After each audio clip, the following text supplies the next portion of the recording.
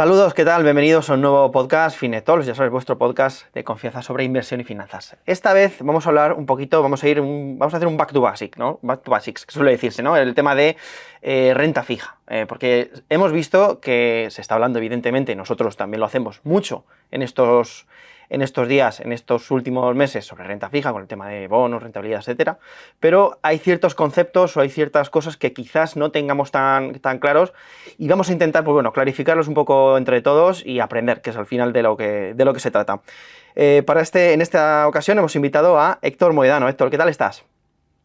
Hola, muy buenas. Lo primero, agradeceros la invitación y con muchas ganas de resolver pues, todas esas dudas que cualquier inversor pueda tener sobre el bonito mundo de la renta fija. Bueno, Héctor es responsable de emisiones de deuda de la Bolsa de Viena, o sea que algo sabe, algo controla, está diariamente, vamos, viendo bonos ir, bonos venir, básicamente ese es el resumen rápido. Pero bueno, para quien no te conozca, Héctor, preséntate en unos segundos. ¿Quién es Héctor Moedano? Perfecto. Bueno, Héctor Moedano al final es un chico de Valencia que tiene 28 años, apasionado sobre el mundo financiero, que bueno, que desde muy pequeñito pues siempre me ha gustado mucho el mundo de los mercados de capital. Y bueno, pues al final la vida te va conduciendo hacia una industria muy bonita, muy exigente y en la que, bueno, pues por mi trabajo actual, pues me dedico sobre todo al asesoramiento en emisiones de deuda. Y bueno, pues ayudamos a compañías pues a realizar sus procesos de emisión de bonos y obviamente pues a estructurar sus operaciones de financiación en los mercados de capital. Bueno, ¿cómo le sueles explicar tú a tu familia a qué te dedicas exactamente? Porque no creo que sea, a lo mejor cuando lo dices, alguno incluso desconecta el segundo tres, imagino, ¿no? No, es buena pregunta. Al final, desde la Bolsa de Viena lo que hacemos es asesorar pues, a diferentes empresas cuando lo que tienen es algún tipo de proyecto o algún tipo de proceso de financiación y necesitan ir a los mercados de capital pues, a captar dinero. Al final esto se puede hacer de muchas maneras, se puede pedir un préstamo, se puede hacer una ampliación de capital, se puede salir a bolsa, ¿no? Como las típicas IPOs. Y bueno, también está la alternativa de hacer una emisión de bonos. Un bono al final no deja de ser un contrato de financiación entre una o varias partes en las que se acuerda pues una serie de importes por las que bueno, uno recibe el dinero y lo va a tener que devolver con unas condiciones específicas y un plazo. Y eso es a lo que nos dedicamos, pues a ayudar a que estos procesos salgan de lo mejor, bueno, de la mejor manera posible y que obviamente todas las partes involucradas pues cumplan sus objetivos. Creo que en España, bueno, a nivel personal, creo que tenemos como un problema con el tema de la comunicación del concepto renta fija, ¿no? Porque siempre creo que al final el inversor más de a pie de calle, pues escucha la palabra fija y ya se va como que es, pues eso, que te dan, se piensa que es lo del cupón y ya está, pero la parte de la fluctuación del bono y tal, como que no, el tema de mercados secundarios no se maneja muy bien. Entonces, para clarificar un poco todo, empecemos por lo básico. ¿Qué es exactamente la renta fija? Perfecto. Bueno, como decíamos, un bono no deja de ser un contrato de financiación en la que pues, participan dos partes. Una, la que está solicitando o pidiendo dinero para, pues bueno, al final llevar a cabo sus proyectos, para desarrollar sus actividades operativas, para cualquier tipo, ¿no? de necesidad. Y, pues por otra parte, están los inversores. Son aquellas entidades que confían en pues, que ese proyecto va a salir bien. Entonces, bueno, como en todo proceso de financiación se establecen pues una serie de contratos como si fuera una hipoteca, ¿no? Es decir, yo tengo un proyecto que quiero comprarme una casa y obviamente pues el banco me va a prestar un dinero con unas condiciones y unos plazos. Pues esto es exactamente igual, es decir, se trata de un contrato entre estas dos partes y se acuerda pues al fin y al cabo todas las condiciones para que este dinero se devuelva con una rentabilidad. El universo de los bonos es muy amplio, existen muchas tipologías de bonos. El típico y el que todos conocemos es en el que existen pues, una serie de cupones fijos, por los que, pues bueno, cuando tenemos un bono se va pagando de forma recurrente, puede ser anual, puede ser semianual, una cantidad, ¿vale? Una rentabilidad que se pacta al principio. Esto es al final lo que creo que lleva a muchas dudas por el hecho de que la renta fija no implica que no pueda fluctuar. Al final es un producto financiero que se negocia en mercados secundarios, pero cuando hablamos de renta fija, lo que entendemos es, de alguna manera, que podemos conocer con antelación y de forma fija o de forma estructurada cuáles van a ser los diferentes pagos por adelantado. Esto no implica, obviamente, que lo tengamos asegurado. Si la empresa que ha emitido un bono, por ejemplo, por el camino, pues ha quebrado, pues obviamente nos vamos a quedar sin ese dinero y no vamos a poder cobrar pues esa cantidad de rentabilidad ni parte del dinero prestado que le dimos a esta compañía tiempo atrás. Entonces, bueno, es importante diferenciar que obviamente los precios de los bonos pueden fluctuar y que en ningún caso está exenta de riesgos. Bueno, hay varios tipos de renta fija que nuestros oyentes ya más o menos se los pueden conocer, pero bueno, por repasarlo un poco también, está por un lado la corporativa, ¿no? Sería la de empresas, y por otro lado la gubernamental, que es un poco de la que emiten los estados y quizás algunas, incluso de comunidades autónomas, que hay bonos de comunidades autónomas que también están en el mercado. Entonces, siempre está la pregunta de, oye, ¿cuál es más segura? ¿En cuál tengo menos riesgos? Aquí la respuesta supongo que será depende, ¿no? Aunque te inclinarás por alguna más, por lo que se suele comentar, ¿no? Sí. La de estados igual normalmente es más segura, pero... Sí, bueno, es interesante esta pregunta porque, como decíamos, el universo dentro de la renta fija es muy amplio. Existe, como bien dices, pues deuda que está emitida por gobiernos, luego hay otras entidades supranacionales, existen también propias comunidades autónomas y existen también, pues obviamente, compañías, es decir, lo que son emisiones corporativas de pues, empresas que lo que quieren es financiar sus proyectos. En este caso, como bien decías, depende un poco, porque no es lo mismo financiar a lo mejor a una compañía súper sana con un montón de caja, con una capacidad de generar flujos en el futuro muy, muy potente, y a lo mejor pues un país que está ahora mismo en vías de desarrollo y que además está emitiendo esa deuda pues en una moneda local. Es decir, todo esto lo que vamos a tener que hacer pues es un análisis de diferentes tipologías de riesgos, entre las cuales pues una y de las más primeras o de las más importantes es obviamente el riesgo de crédito, pero luego si quieres y durante este podcast podemos ir hablando de las diferentes tipologías de otros riesgos que también implica el mundo de la renta fija y que son también muy interesantes a tener en cuenta en cualquier análisis. Claro, a nivel, por ejemplo, tanto a nivel empresas como a nivel gubernamental, claro, al igual que nuestros oyentes puedan tener unos amigos a los que le prestarían el dinero a ciegas, y hay otros que son unos manirrotos a los que no les lo darían nunca, pues también esto existe en el mercado de bonos, ¿no? Esto es así. ¿Cómo se califica esa deuda? Perfecto. Bueno, esto es interesante, ¿no? Y lo vamos a explicar. Muchas veces, a la hora de emitir un bono, aquí lo que debemos de entender es pues, las diferentes tipologías de riesgo. Estas tipologías de riesgo, y por regla general, suelen estar valoradas por unas agencias de rating que lo que hacen es establecer una serie de parámetros cuantitativos y cualitativos y le dan una nota. Es decir, cuál es la posibilidad de default, es decir, de impago de una emisión en un plazo de unos 12-18 meses. Para eso hay diferentes agencias de calificación que le dan pues, una serie de notas a estas emisiones. Aquí podemos hacer la primera diferenciación porque hay una que son pues, aquellas notas positivas, es decir, como si fuese el aprobado, que es aquello que conocemos como bonos grado de inversión, y luego aquellas que, bueno, presumiblemente van a tener más dificultades de poder repagar. Esto es lo que se conoce como bonos high yield o en este caso pues los bonos basura, ¿no? que mal llamados, ¿no? Se llaman así, y que obviamente implican que hay más dificultades o que la compañía pues tiene más dificultades para poder realizar un pago de esa deuda. Sin embargo, y como decíamos anteriormente, no solo nos vamos a centrar en la capacidad de poder devolver ese dinero, sino que dentro del propio mundo de la renta fija pues vamos a tener otros riesgos como el riesgo de tipo de interés, tenemos que tener en cuenta la inflación, tenemos que tener en cuenta también pues el riesgo de mercado, ¿no? De que estos bonos puedan fluctuar y bueno, de una serie de noticias también que puedan afectar sobre todo durante el periodo de vida de este bono. ¿Cuáles son esos principales riesgos? Has desgranado un poco, pero por verlo más o menos, ¿cuáles serían los principales riesgos que tienes a la hora de invertir en renta fija exactamente?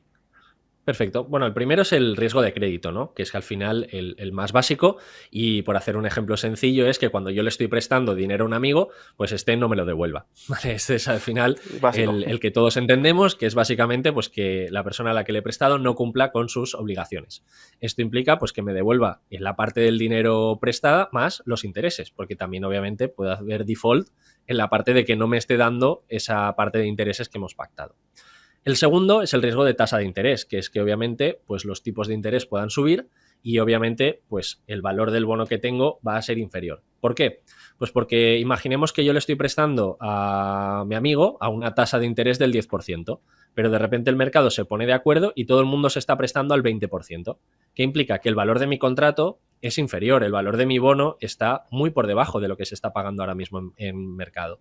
Por lo tanto, me estoy quedando fuera y obviamente el valor comparativo que tiene mi bono frente a otros que se están emitiendo al mismo tiempo es inferior. Por lo tanto, el riesgo de tasa de interés también es interesante a tener en cuenta, sobre todo en los bonos que son muy a largo plazo, ¿no? Porque durante el camino me estoy perdiendo una parte de rentabilidad que en otros bonos sí que voy a tener. Después tenemos el riesgo de inflación. Esto es lo mismo. Si yo he prestado a un tipo de interés del 10%, pero de repente la inflación sube un 20%, ¿qué es lo que está pasando? Que yo estoy recibiendo una rentabilidad, pero que sigue estando por debajo de lo que el coste de vida está aumentando. Por lo tanto, la rentabilidad de mi bono real, es decir, descontando la inflación, es negativa. Por lo tanto, ese valor del bono no va a ser muy positivo, porque al final no quiero un bono que me haga perder dinero desde un punto de vista real, ¿no? Al final voy a tener más dinero, eso sí, voy a tener nominalmente más dinero, pero cuando yo vaya a la calle a querer comprar con ese mismo dinero que he recibido, pues no voy a poder hacerlo con la misma capacidad de compra que tenía anteriormente. Luego tenemos el riesgo de mercado, que este obviamente es para aquellos que van a hacer una venta durante la vida del bono, es decir, si yo llego hasta el final del contrato y me devuelven el dinero y me devuelven los intereses, aquí no tengo riesgo de mercado. Me da igual que fluctúe el bono durante toda su vida, mientras me hayan devuelto la parte que yo he prestado y sus intereses. Sin embargo, si yo, por ejemplo, he comprado un bono a 10 años, pero en el año 3 lo quiero vender, ¿qué es lo que pasa? Que si todas estas variables han ido fluctuando y se han ido moviendo, a lo mejor el precio del bono es inferior al precio por el que yo lo compré. Por lo tanto, tengo un riesgo de mercado que es el mismo que tenemos en las acciones, que yo lo he comprado a 10 y puede estar fluctuando a 8 y por lo tanto, el día que lo quiera vender, pues estaré perdiendo 2. Y esto, pues bueno, también es un riesgo obviamente a tener en cuenta. Y luego, por último, el riesgo de liquidez. También para aquellos tenedores o aquellos inversores de bonos que, llegado un momento, pues lo que quieren es deshacerse de ese bono y lo quieren vender a mercado. Puede ser que sea un bono súper ilíquido, que nadie quiere, que esté muy escondido y que por lo tanto cuando yo quiera venderlo nadie me lo vaya a comprar. Por lo tanto, a efectos teóricos, yo tengo un bono que podría vender, que vale X, pero que cuando voy al mercado nadie me lo está comprando. Por lo tanto, me tendría el riesgo a lo mejor de quedarme atrapado en esa inversión hasta el vencimiento del bono y que me devuelvan pues la parte que hemos acordado. Entonces, bueno, como veis, todos estos riesgos están todos relacionados y obviamente pues creo que rompemos sobre todo el cliché, ¿no?, de decir que la renta fija no es segura y que obviamente está exenta de riesgos. Claro, pero técnicamente aquí, si tú te compras tu bono a 10 años al 5%, si no lo vendes en ese momento y si el riesgo de crédito no se materializa, que es que quebrara a la persona que te ha emitido el bono, en principio no tendrías problemas, recibirías tu 5% hasta los 10 años, salvo que quebrara el emisor, ¿no? Eso es. Es decir, los últimos 4, a excepción del riesgo de crédito, serían sobre todo para aquellos inversores de bonos que al final lo que van a hacer es una compra-venta a lo largo de la vida de ese bono. También es verdad que el riesgo de tasa de interés te puede afectar durante toda esa vida. Es decir, si tú has financiado al 5, pero la inflación, o por ejemplo los tipos de interés son mayores, o la inflación incluso es mayor que eso, tu rentabilidad va a ser negativa. Por lo tanto, a lo mejor es verdad que sí, recibes la parte nominal, pero después te das cuenta de que todo ha subido tanto de precio o que los tipos de interés están tan descuadrados que no ha sido una buena inversión. Y esto en los fondos de renta fija, sabemos que hay muchos oyentes muchos de la gente que nos escucha que tiene también algún fondo de renta fija o invierte en fondos de renta fija. ¿Esto cómo funciona exactamente el tema de los cupones, el tema también de eso, del vencimiento? ¿Cómo funciona en un fondo exactamente? Porque irá como el gestor de fondo irá comprando bonos, vendiendo bonos, etcétera, etcétera, ¿no? Eso es. Es decir, dependerá de la propia estrategia del fondo. Habrá a lo mejor gestores que lo que prefieren es pues, ir haciendo trading, o a lo mejor cuando ven que un determinado bono está muy por encima del valor por el que lo compraron, pues se pueden deshacer de él. Es decir, aquí al fin y al cabo la estrategia es súper independiente y lo que hay que hacer es revisar muy bien pues, cuál es la estrategia o cuál es el estilo de inversión de ese propio gestor. De hecho, la parte o digamos la inversión a través de fondos para mí es la más recomendable. por el hecho de que, bueno, muchos de estos bonos suelen estar emitidos o pueden ser comprados única y exclusivamente por inversores cualificados. ¿Qué significa esto? De que los nominales para poder comprarlos son muy elevados y no siempre se permite a un inversor retail poder acceder a un bono directamente. Es decir, si, por ejemplo, pues no sé, una empresa americana de repente hace una emisión de bonos, pues es bastante difícil que nosotros, como inversores particulares desde España, podamos hacer una compra de ese instrumento. Sin embargo, si estoy invirtiendo a través de un fondo de renta fija, pues probablemente ese inversor puede acceder a una gama mucho más amplia de bonos y además teniendo pues el componente de que tendrá un gestor que estará decidiendo con una información mayor probablemente de la que tenga él simplemente pues con acceso a Internet. Entonces, bueno, al fin y al cabo funciona de forma muy similar, pero yo diría que una de las grandes ventajas sobre todo es el acceso a un universo mayor de instrumentos de renta fija por el hecho de que el inversor minorista pues hay veces que solo se puede quedar con las propias emisiones gubernamentales, ¿no? Las letras del tesoro que se han puesto muy de moda, pero al fin y al cabo el mundo de la renta fija es mucho más amplio y creo que si a un inversor le apetece aprender sobre ello, pues la exposición la puede ganar a través de fondos de inversión sin ningún problema. Claro, es verdad que el tema de letras del tesoro, que son, al final son, no exactamente bonos, pero bueno, sí son bonos a corto plazo, ¿no? A más corto plazo. La diferencia sería esa, básicamente. Y los bonos es lo que se considera, no sé, no recuerdo los periodos, de 2 años para adelante, algo así. Sí, lo explicamos de forma muy sencilla. Al final, dentro de la categoría de bonos al final no deja de ser como el nombre más genérico, ¿no? Que le damos Claro. a los instrumentos de renta fija. Si vamos muy al detalle, todo lo que sea vamos a decir, un instrumento de renta fija inferior a un plazo de 1 año, lo podemos llamar como instrumento de mercado monetario o letras del tesoro en España, por ejemplo, que son aquellas que se emiten por parte del Estado. Después entenderíamos como notas o bonos todos aquellos instrumentos que van desde los 2 a los 7 años, teniendo en cuenta que los bonos más puros suelen estar en torno a los 5 y a los 7, suele ser el plazo más tradicional en los que se suelen emitir los bonos, sobre todo porque tienen un componente más estratégico, un componente más amplio. Bueno, al final las empresas, ¿no?, buscan también tener una cierta estabilidad, no haces emisiones de bonos siempre cada 2 años o cada 3 años, sino que haces una gran emisión y te cubres, ¿no?, por 5 o 7 años cuando crees que el momento es el idóneo en cuanto a tipos de interés y en cuanto a condiciones de mercado. Y luego, por último, siempre que sea superior a 10 años, ya serían periodos mucho más largos, pues estaríamos hablando de obligaciones, es decir, todos aquellos instrumentos de renta fija con plazos superiores a una década, ¿no?, podríamos decir. Has comentado antes el tema de la compra de bonos, que no es, para el inversor minorista no es tan accesible. Ahora mismo, si yo quiero irme a un, no sabría cómo, más allá de letras del tesoro, yo no sabría cómo comprarme un bono ahora mismo de una empresa en particular. O sea, ¿qué tendría que hacer? ¿Esto se puede hacer con un broker o depende del tipo de emisión o cómo sería? Sí, aquí obviamente, como bien dices, depende de la tipología de emisión, por el hecho de que no todas las compañías permiten que sus emisiones estén abiertas al público, sobre todo porque eso también implica, público me refiero a público retail, ¿no?, público minorista, sobre todo porque al final, cuando es una compañía grande y, como digo, lo que buscas es estabilidad, lo que intentas es que casi desde el momento en el que tú decides hacer la emisión, esa propia emisión esté ya colocada. Con colocada me refiero que ya esté vendida a pues todos los inversores que van a participar de ella. En este caso se pone por lo general la compañía en manos de grandes bancas de inversión que lo que buscan es pues fondos, lo que buscan son grandes gestoras de planes de pensiones, institucionales, etcétera, que vayan a esa emisión y que compren pues una participación de ese bono. Entonces, bueno, como ves aquí, se va más a volumen desde el punto de vista que lo que se busca es llenar el cupo lo antes posible. Con el caso de los retails, pues hay veces que es más complejo por el hecho de que se tiene que poner mucha gente de acuerdo y de normal suele estar restringida. Es decir, incluso los mínimos para invertir suelen ser de 100.000 euros. Por lo tanto, pues bueno, no deja de ser un ticket que está algo alejado, ¿no?, del inversor retail normal, porque al fin y al cabo si tienes que pagar 100.000 euros cada vez que compres un bono, pues la verdad que bueno, necesitas una cartera bastante grande para poder tener 5 6.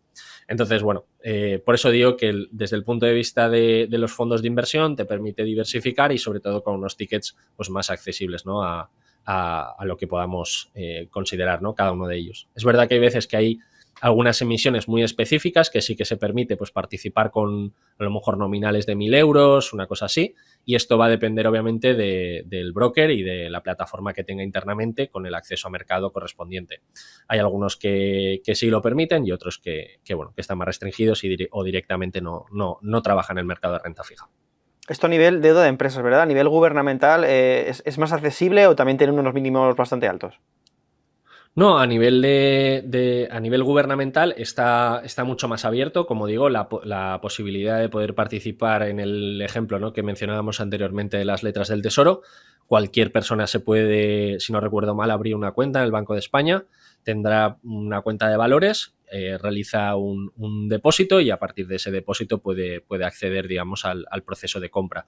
Aquí, pues, en algunos casos hay procesos de subasta, otros que son de asignación directa en función de la tipología de la emisión, pero esto sí que está abierto a cualquier ciudadano y por lo tanto pues podemos comprar letras del Tesoro de forma sencilla. También es verdad que podemos ir a una entidad bancaria, a la típica que tengamos nosotros cerca de casa. Es verdad que tendrá a lo mejor una pequeña comisión, pero bueno, al fin y al cabo también podemos comprar las letras del Tesoro y tenerlas depositadas en cualquier cuenta de valores.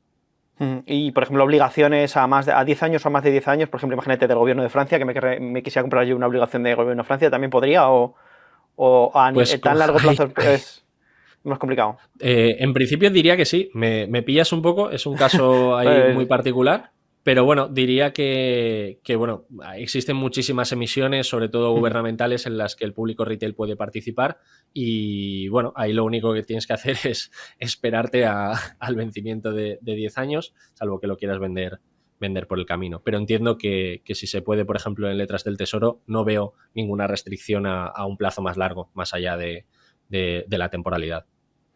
Mencionabas antes el tema también de los fondos de renta fija y suele haber una pregunta muy, muy clásica que es, oye, el tema, si estas emisiones emiten unos cupones de una forma periódica, ¿estos cupones me los dan a mí en cash o se van integrando en el fondo? Bueno, aquí es buena pregunta.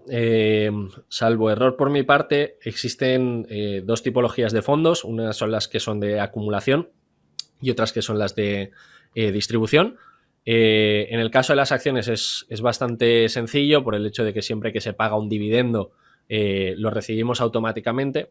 Si no recuerdo mal, por defecto, lo que se suele hacer es que esos cupones se suelen reinvertir, no se devuelven, pero probablemente existan fondos de inversión de renta fija que tengan esa modalidad de distribución y pues obviamente pues toda esa rentabilidad que el gestor va recibiendo, pues entiendo que se irá distribuyendo a los distintos partícipes.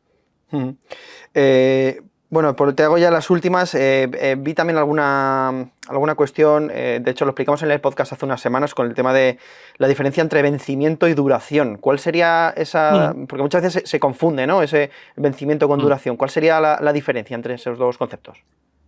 Sí, esto es una pregunta muy interesante y que al fin y al cabo es clave dentro del mundo de la renta fija. Yo creo que al final la palabra lía un poco, porque cuando hablamos de duración, pues nos da la sensación de que va a ser el periodo que va desde el inicio del contrato o del bono hasta el final. Sin embargo, la duración lo que hace es aplicar una especie de ponderación en función de cómo se van recibiendo esos flujos de caja. Por ejemplo, si se trata de un bono sin cupón en el que recibimos el 100% al final de ese bono, pues digamos el plazo y la duración van a ser las mismas, porque todos los flujos monetarios o digamos todo el cash lo vamos a recibir al final. Por lo tanto, todo está ponderado frente al vencimiento. Por lo tanto, aquí es sencillo. Sin embargo, si nosotros vamos recibiendo distintos cupones a lo largo de la vida de ese bono, pues nosotros vamos recibiendo parte de ese cash flow durante la vida de ese bono. Por lo tanto, lo que estamos haciendo de alguna manera es acortar el tiempo, la duración real de ese bono o la duración real que tienen los flujos de caja de ese bono, los vamos a ir recibiendo con antelación. Por lo tanto, la duración va a ser un poquito inferior a lo que es el vencimiento. Por lo tanto, por resumir, cuando hablamos de duración es la ponderación en función de los distintos flujos de caja y cómo los recibimos.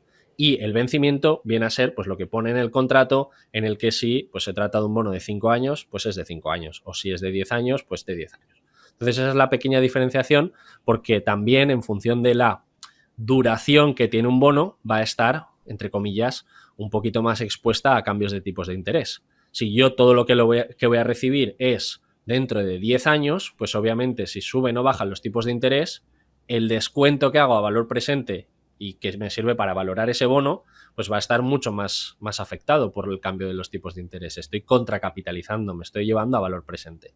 Sin embargo, si yo voy cobrando por el camino o incluso ese bono se va amortizando por el camino, mi duración es mucho más corta y obviamente mi riesgo de tipo de interés pues va a ser menor, porque yo por el camino ya me voy quedando con más parte de ese cash flow, por lo tanto estoy menos expuesto.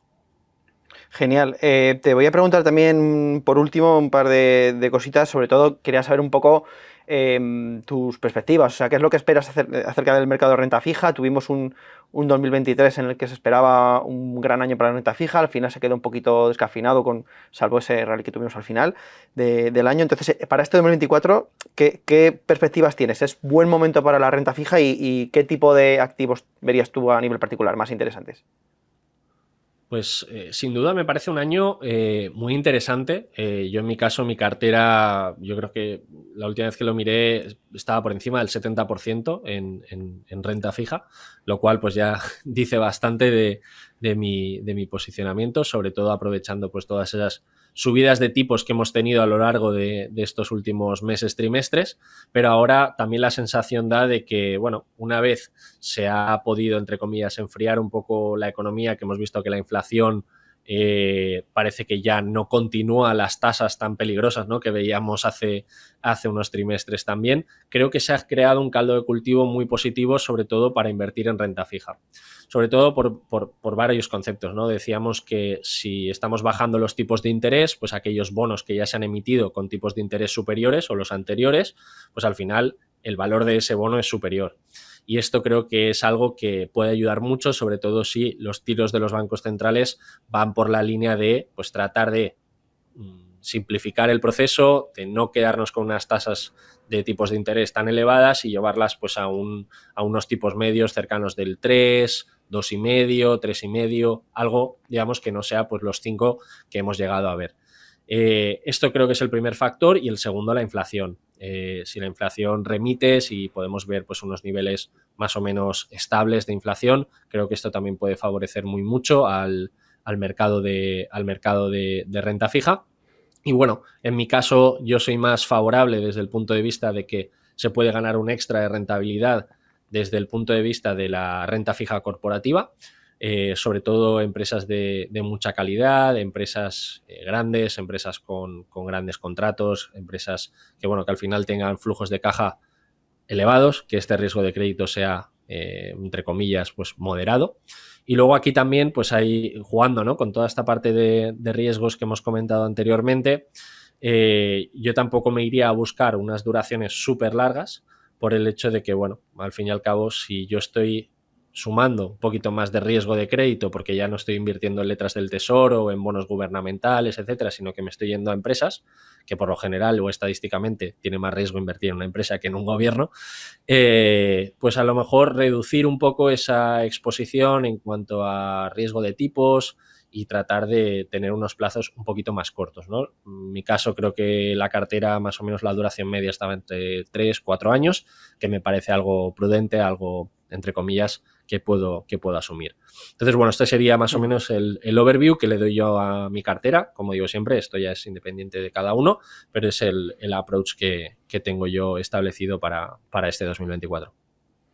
Genial, te voy a hacer la última pregunta, que es la que solemos hacer siempre a todos los invitados del podcast esta temporada, que es, por supuesto, sin ser una recomendación de inversión, aviso siempre, esto depende siempre de cada uno y de su perfil de riesgo, pero bueno, si tuvieras que invertir en algo que creas que va a ser rentable de aquí a 10 años, ¿qué sería exactamente?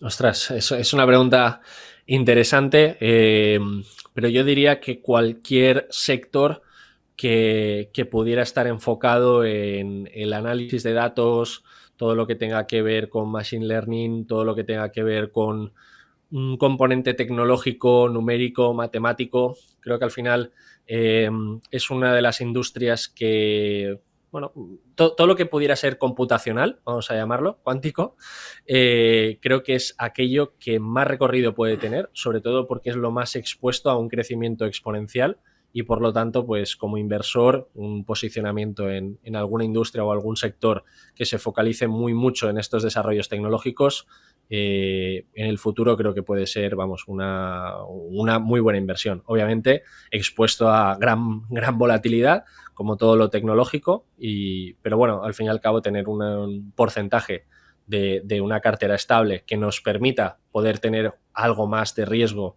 en otros segmentos que consideramos que pueden ser más punteros, creo que también es lógico y puede ser razonable en una cartera. Genial, Héctor, pues con eso nos vamos a quedar. Muchísimas gracias por esta masterclass de tema de la renta fija. Por cierto, os recomiendo, lo dejaré en descripción el enlace si queréis, echar un vistazo al Twitter de Héctor, que aparte de ser un experto en renta fija, también es bastante... genera unos hilos con bastante, digamos, polémica, aunque él no es lo que pretende, creo, pero es bastante informativo sobre el tema de deuda de equipos de fútbol, de Barcelona, Real Madrid y tal. O sea que si sois futboleros, os recomiendo encarecidamente seguir a Héctor por Twitter. Eso es, nada, muchas gracias por la recomendación. Bueno, aprovecho también para decir que, bueno, tengo un pequeñito canal de YouTube donde también explico, pues, ciertos aspectos relacionados con la financiación corporativa y al final, pues, con temas muy relacionados con la renta fija y con mi trabajo y que, bueno, pues, para todo el que le pueda aportar valor, pues, por ahí me puede encontrar en YouTube también. Genial, lo dejaremos también por descripción. Pues nada, Héctor, ha sido un placer. Nos vemos en la próxima. Un saludo. Un saludo y muchísimas gracias por la invitación. Y a vosotros, si os ha sido interesante, si os ha sido útil esta charla, si habéis aprendido, como yo he aprendido, pues dejarle un like y nos vemos en la siguiente edición de Finet Talks.